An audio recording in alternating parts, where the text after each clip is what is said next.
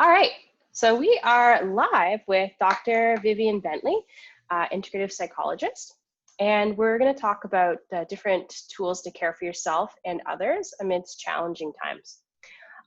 So I've known Dr. Vivianne for quite some time. She's fantastic, and we've actually done Zoom sessions amongst ourselves. So that's a tool she's using, and I think you've been quite busy this last couple of weeks, hey? I have, Natasha. It's been very busy. A lot of clients are willing to convert to online sessions, and some new clients who really are just looking for some support and some help to navigate their emotions during this time. So I am actually surprisingly busy. Mm-hmm. Yeah, I'm hearing that from quite a few people who where it's a bit easier than others to do that pivot.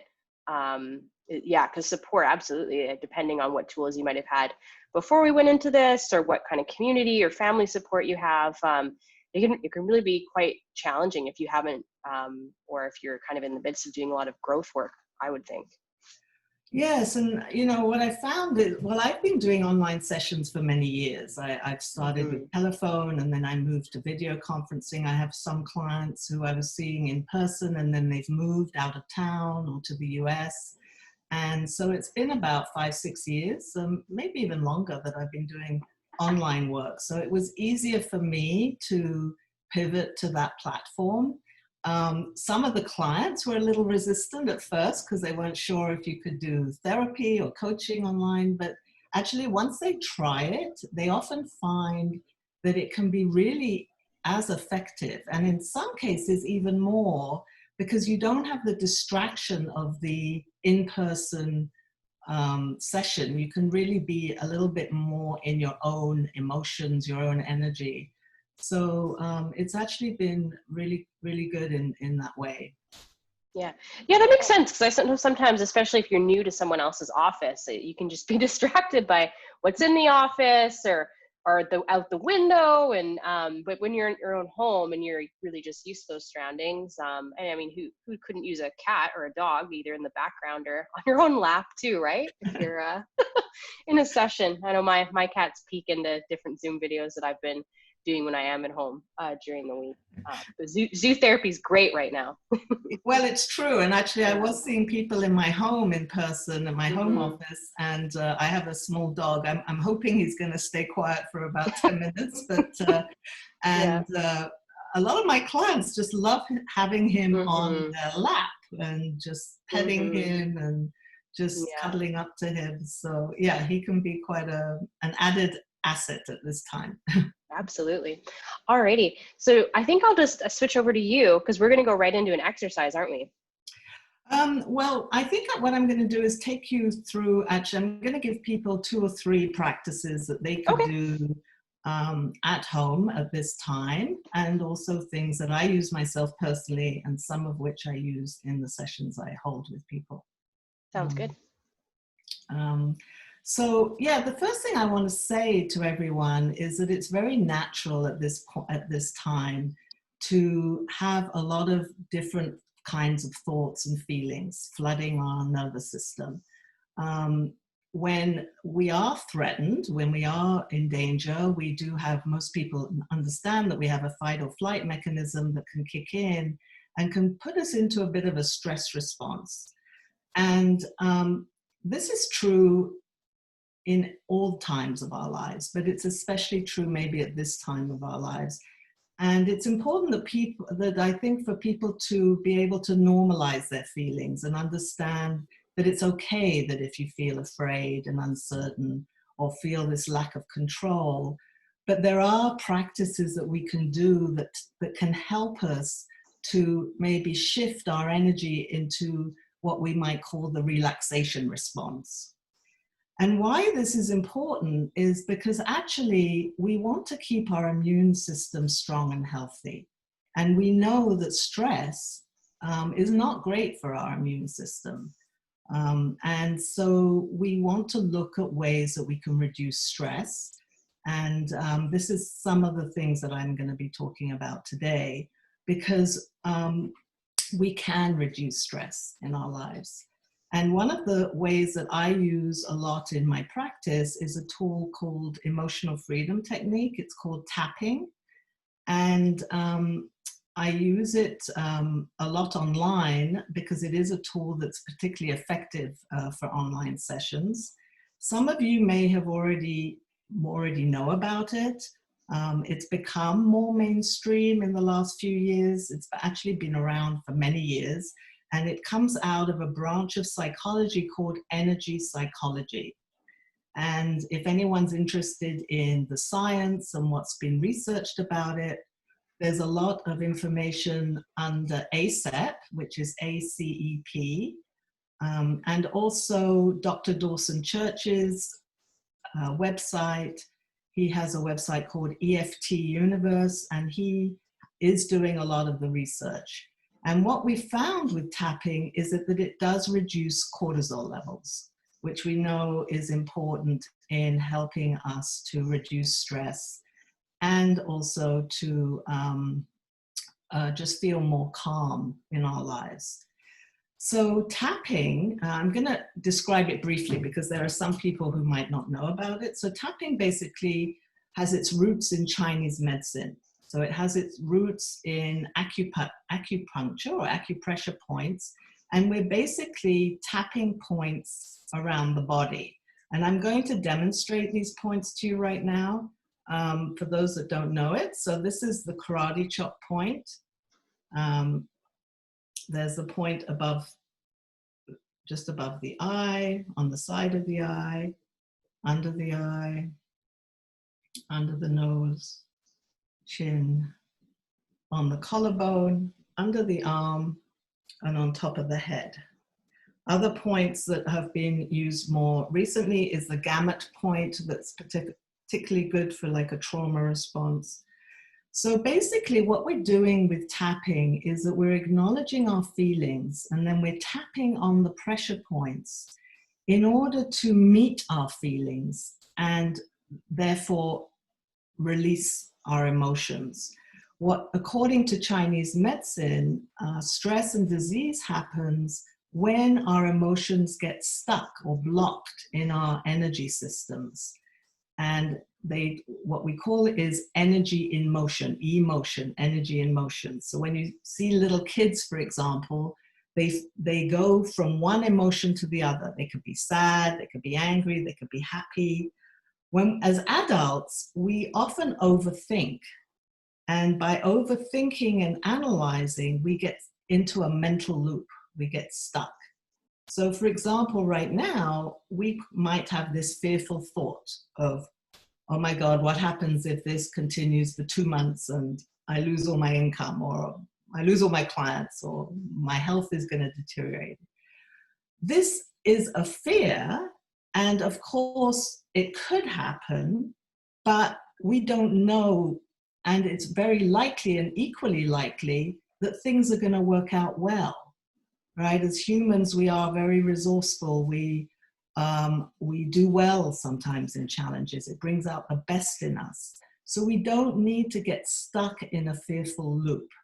So one of the things that I might do is just tap. And I'm just going to give you an example. You might want to tap along. So even though I feel afraid of what's going on right now, I'm willing to love and accept how I feel. Even though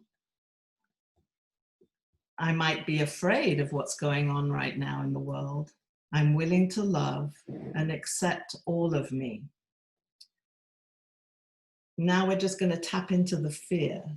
All this fear I have, all this fear and stress I'm holding, all the fear I'm holding in my body. I'm just welcoming this fear right now. I don't need to judge myself or make myself wrong. I'm really doing the best that I can. And I deeply love and accept who I am. So in that brief example, and I'm just giving you an example of the tapping script, you can find much more online, again, at the websites that I mentioned, is what we're really doing is acknowledging our feelings and bringing some compassion and love and attention to our feelings. And in so doing, we break that cycle of the mental loop and we feel more relaxed. Most people, when I ask them, well, how do you feel after a tapping session? They just say, well, I feel more relaxed. So I would invite you to try it for yourself. There's plenty of resources online. On the ACEP website, they have a very beautiful video that I found. It's entitled Resources for Resilience, and it's a guided tapping for about 8 minutes that's been used for veterans coming back to war. And it's called Trauma Tapping Technique. So that's one I would recommend. One of the things I would mention, and something that Natasha mentioned to me at the beginning of our meeting today, was, of course, at the moment with all this emphasis on not touching our face, there's been a talk about whether we should be tapping. I would recommend that if this is a concern for you, wash your hands before you do it. You can also just use these tapping points on the collarbone, which is where all the points actually meet. And you can just say the script to yourself and just while tapping on the collarbone. So that's what I would recommend for these times. The second practice I want to talk to you about is actually coming out of HeartMath. It's looking at how can we create coherence in our heart. Again, what we're trying to do, or what we are wanting to do, is to shift our energy from a stress response to a relaxation response.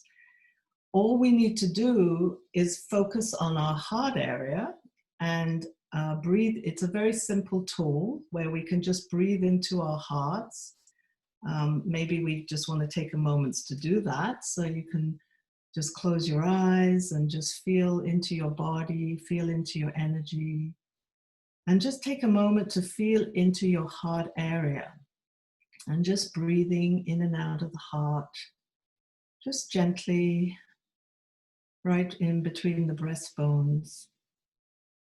And just thinking about something you love and appreciate about your life. And just connect to that quality of appreciation and bring that quality of appreciation into your whole body. And taking a deep breath and just coming back in the room. So that's called Quick Coherence, and you can find that on the HeartMath Institute website. And they also have a lot of resources for these times that people might be interested in. When we're in our hearts, we're not in our minds and in our mental loops. We have a capacity to come more into the present moment. And the last practice I just wanted to talk about briefly is during these times, we have an opportunity to come more into the present moment, to be more mindful. When I practice mindfulness, I use the whole body. So I will start with using my breath to connect with my breath, but I will also connect to the sensations in the body. I'll connect to my feet, how they feel on the earth. I'll also connect to my senses. So using sound, we're not always used to just listening for sounds. What are we hearing? What are we seeing? Coming into the present moment, we know it's from ancient traditions, from meditation, is just a very beautiful practice. And these times, I think, in a way, make it easier for us to do that because we have less distractions. We're not going out, we're not doing as much. So it gives us an opportunity to bring our awareness into our bodies, into our hearts, to notice what's there. And from that place, it's much easier to shift from paying attention to all the more limiting, fearful thoughts to paying attention to thoughts that might be more expansive or inspiring or creative. It's a time that we can actually have the space and time to create, to be creative. We want to acknowledge our feelings. We don't want to repress them or push them away. But feelings really only need to be met with kindness and with compassion. And often they dissipate, and we can actually feel much more relaxed and bring in much more calm and ease. So those are the three main practices I wanted to talk about today, and ones that I use all the time.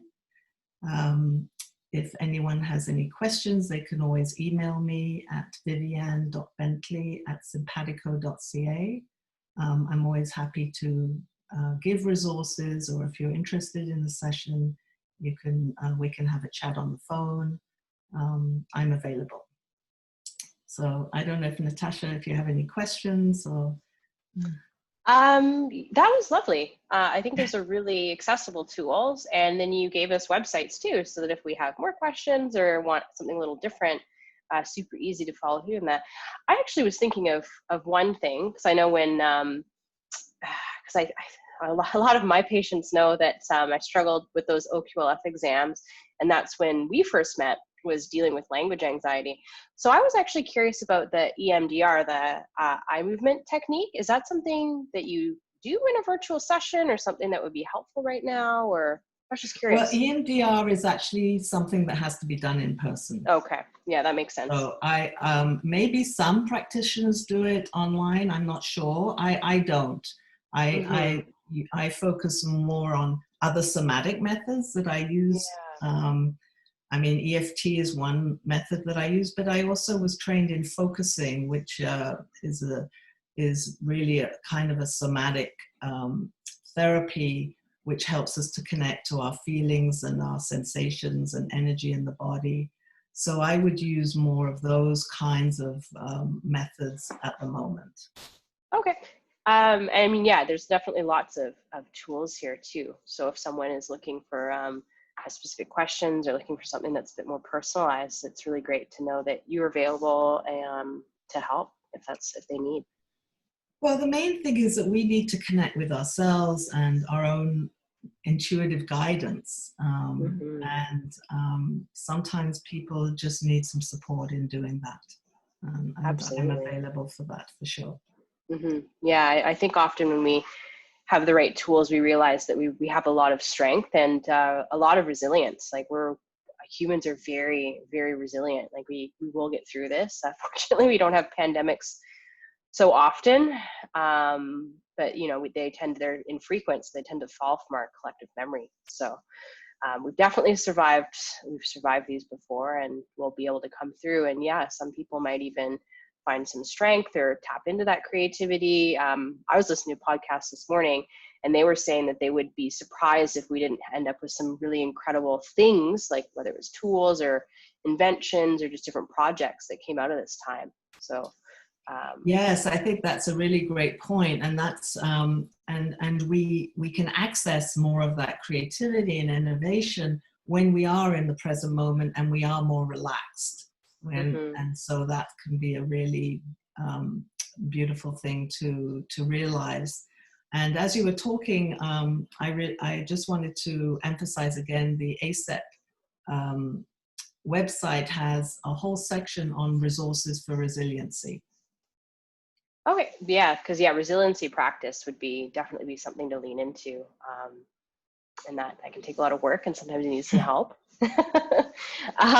But it's totally doable. As someone who survived grad school, yeah, me too. Right? Yeah. If you make it through that, I mean, at some points, like I have my hours or my days during this current crisis, but at some point I go, I feel like I've been through worse, even though I was, allowed to go outside. Well, we're still allowed to go for walks, unless you're at risk, just because there's a lot of debate about that. And walking is great. Like, it's a good chance to be mindful and to check in with your body, your surroundings. Very important. Yeah, that's a really great point. Yeah, absolutely. I think as humans, we sometimes struggle with nuance just a little bit. And so some folks have just been a little adamant that stay at home means you really cannot leave. And there's nuance to that. So for most of us, it's okay if we feel safe to do so, to take a 30-minute walk once a day, more than fine. Yeah, just don't call a friend.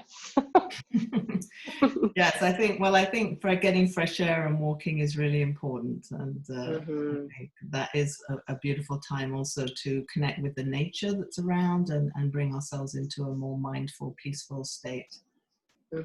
Yeah, the birds are starting to sing in the mornings. It's actually kind of nice to be outside earlier in the day.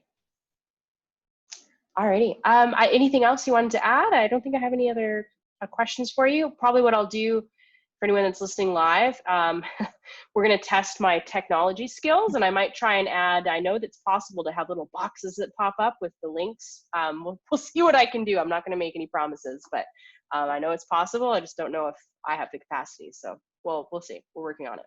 Okay. Okay, great, Natasha. Thank you. Well, thank you so Thank much. you for doing this. It's I'm sure many people are appreciating it. Yeah, and that's where my creativity came, because when I realized that, like, I have an emergency coming in today, and we now have a 3-page guide on how to receive an emergency patient, which is for my safety, for their safety. When I realized I'd be very limited, or normally I'm very big on preventative care and wellness care, and who could come into the office and actually be trying hard through telehealth not to let them into the office. I realized that people that were having exacerbations of pain with all this stress and maybe didn't have very good tools. And so that's why I wanted to put this together. Oh yeah, so before I forget, before I sign off, our next session is actually on Monday, and we have 2 sleep doctors that are going to talk to us about sleep hygiene when there's maybe a little more stress around than usual, because sleep it's really the cornerstone of health. It's so important that you try your best to get adequate sleep right now, because that's where all the healing and everything happens. So really looking forward to that one. And yeah, thank you again. We're going to sign off now. And yes, just be patient with me, but these will be available on the website, natashahayden.ca, once I work through some tech stuff that I'm struggling with. Alrighty. See you in just a sec, Vivianne. All right. Thank you, Natasha. Okay. So yeah, we're not live.